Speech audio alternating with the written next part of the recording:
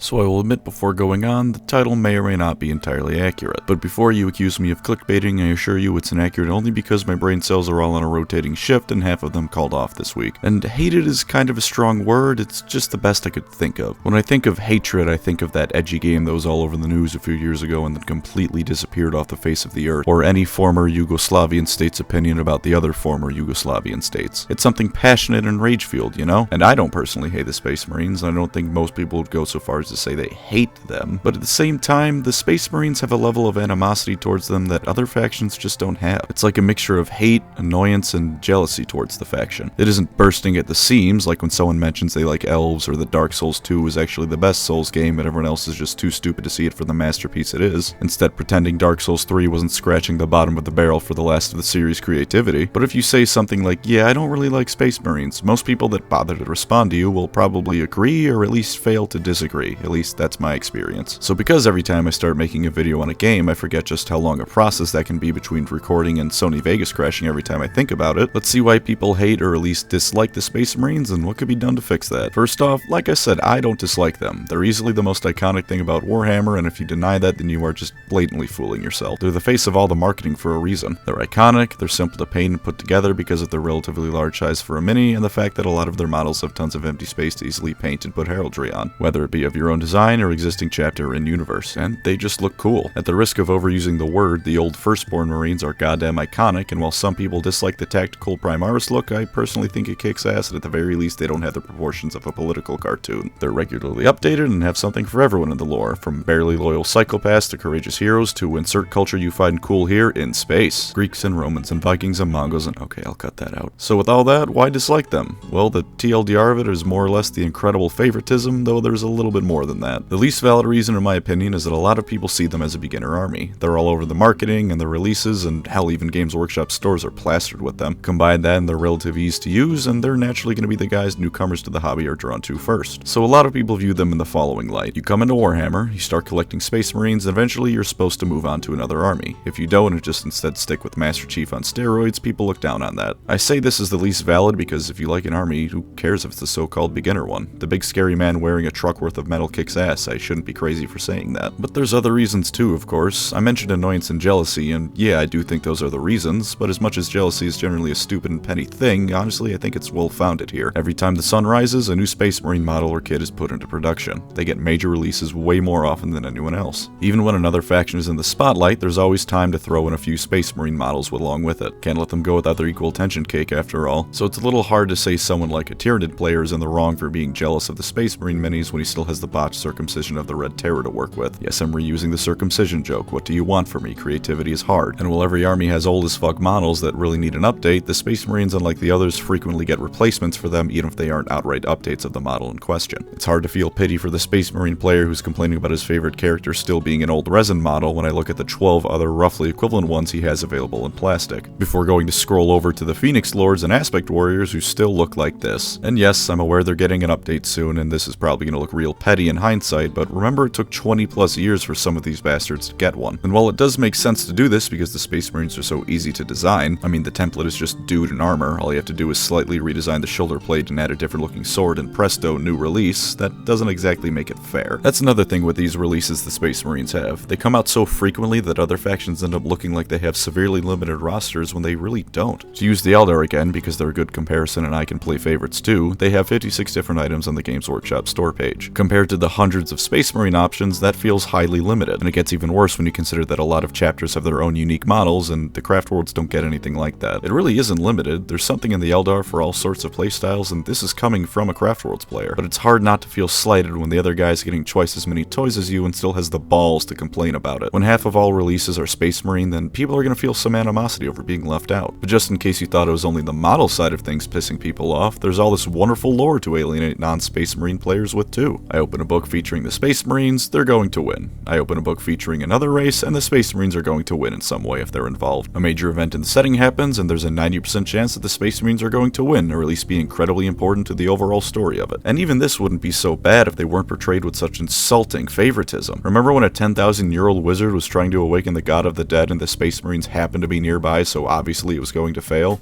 business as usual, really. And that's all the time. They just win, and that's that. Nothing important can happen without them, and they're not going to fail whatever the event is. Now, to be fair to the Space Marines on this point, they are the elite of the elite. They're super soldiers designed by God. They're going to be good at what they do. But it's frustrating because they repeatedly win over and over again until the whole thing about the Imperium being on the defensive in a desperate losing war seems like a blatant lie. How is the Imperium losing? Every time I blink, another minor Space Marine chapter wipes out a Tyranid high fleet with a quarter of its available resources. If 500 Space Marines get deployed to a battle, half a chapter, that's made out to be a massive deal. That is very much an Avengers level threat right there. The problem is, those 500 Marines are going to win because they're made out to be invincible. How am I supposed to feel like they're fighting a losing war when every time they get deployed in the hundreds, they wipe the floor with the enemy, and there's roughly 1 million of them in total? There's being the best of the best, and then there's Games Workshop bending over every other faction for the Space Marines to make them look cool. And you know what? Since I play Eldar, I once again have a direct comparison to make between them and the Space Marines. Aspect Warriors are Eldar who spent hundreds, potentially over 1,000 years mastering their specific way of warfare. They live day in, day out, focusing on nothing more than their path of war. They are in theory the ultimate warriors, at least in their specialty, and yet they do not achieve an ounce of what the Space Marines do. 500 dire Avengers would do nothing compared to what 500 Space Marines could achieve. And they do essentially the same thing as the Marines. They both spend all their time in battle or training for battle, making sure they're ready for the next fight no matter what. They're both heavily limited in number, with the Eldar being a dying race and there only being so many Space Marines in the Imperium. And then the fight starts, and oh look, the Aspect Warriors got creamed, despite the Eldar having on average better tech than the Imperium, but that's a whole other can of worms. And yes, AdMech fans, I said on average, I know. Once you start looking for it, I don't think it's that hard to see where the jealousy and animosity towards Space Marine players come from. I mean, for God's sake, the Stormcast Eternals were the Space Marines leaking into fantasy. I like the Stormcast, and from a lore perspective, they're pretty different, but from a tabletop and model perspective, yeah, this was the Space Marines managing to be the favorite child in fantasy too, somehow. Not nearly as blatantly, but still showing how Games Workshop can't let go of the Space Marines no matter what nowadays. There's more, of course. The Horus Heresy is one thing that personally comes to my mind as a good example. Now, I'm not complaining about the Horus Heresy being Marine-focused. There's plenty of in-universe and meta reasons for it being that way, and I'm definitely not saying it's bad. It's incredibly fascinating seeing all these characters that were once nothing more than legends playing out their roles in an era long lost to myth by the time of modern 40k. But where's the other faction's massive book series? The Orcs have the Beast Saga, which is cool, but it has a fraction of the amount of books the Horus Heresy does, and the other factions have cool novels, but no epic saga for their origins. There's no novel series about the war in heaven for the Necrons, Eldar, and Orcs, despite it being the reason that Chaos exists, which in turn is the reason the Horus Heresy exists. I think that'd be pretty fucking important to flesh out a little bit, don't you? And while I'm aware it's a time that's supposed to be lost to myth, so is the Horus Heresy. There's no Tau saga about the Ethereals uniting the planet and what it was really like before they showed up. It's just, yeah, there were 4 nations because Avatar The Last Airbender was cool, so here it is in sci-fi form, and they always fought, but then the Ethereals came along, and now it's all good. That's more or less what the Tau have. Why don't they have more? Or a saga about the Eldar daring in immediately after the fall, desperately trying to persevere in the aftermath of their colossal fuck-up. None of those exist, but the Space Marines get dozens of books about their origin story, and an entire separate game in the form of the Horus Heresy rules and models. This isn't having a favorite child, this is one of your children living in a palace and the rest in the dumpster outside Denny's. So as much as the last several paragraphs were me complaining to hell and back, hopefully I did in a way that you can see that, yeah, there's reasons people might dislike the Space Marines. The jealousy isn't unfounded, nor is the annoyance when the Space Marines win again, because that's all they're ever allowed to do. So how can you make the Space Marines seem like less of the favorite child? Well, the ways to do it are simple to say, but hard to put into practice. The worst way to do it would be just to cut the amount of Space Marine releases, and I really don't think that's the answer. That'd just make the Marine players angry, and it's incredibly lazy to diversify your setting by putting less stuff out for it. But making new models for other factions in the same vein as the Space Marines get them is a great way to do it instead. Don't just redo old models for the Guard or the Nids, make new ones for them. You can take any army from history, give it some sci-fi aesthetics, and bam, new Guard kit.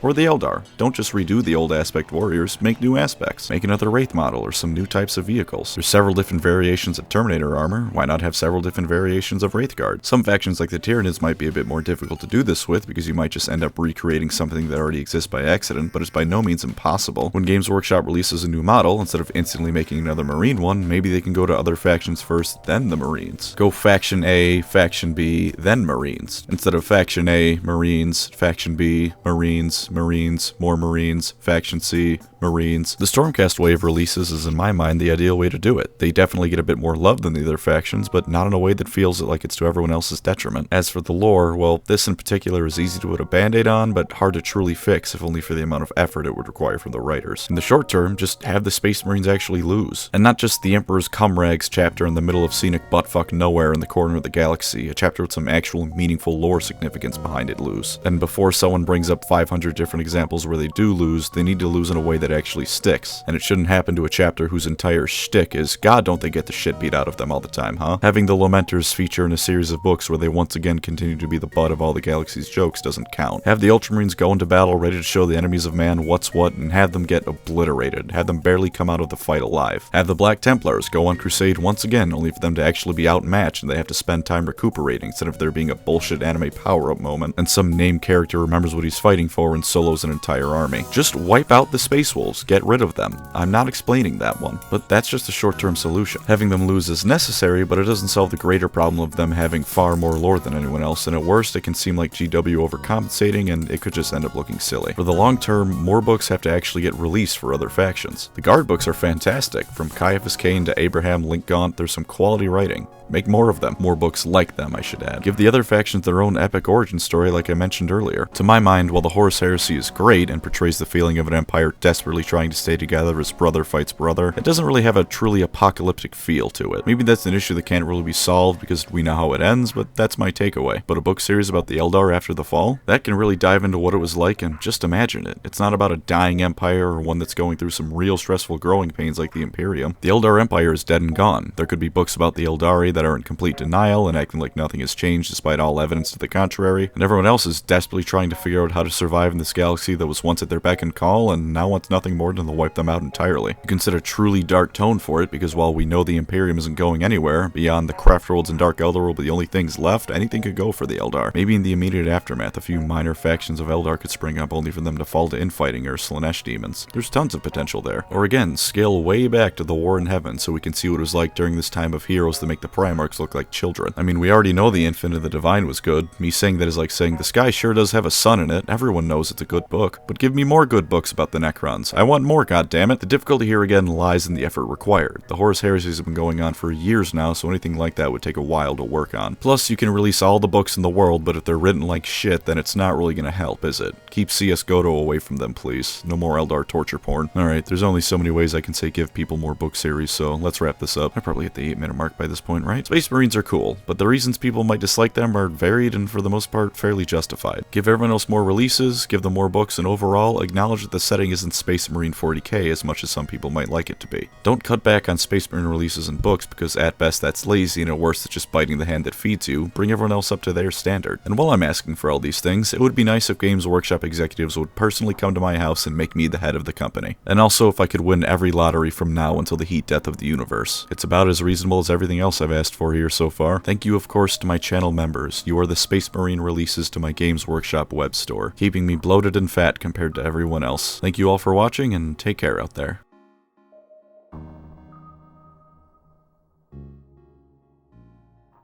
Seriously though, just get rid of the Space Wolves and I'll be entirely happy with that alone. Worst fucking chapter.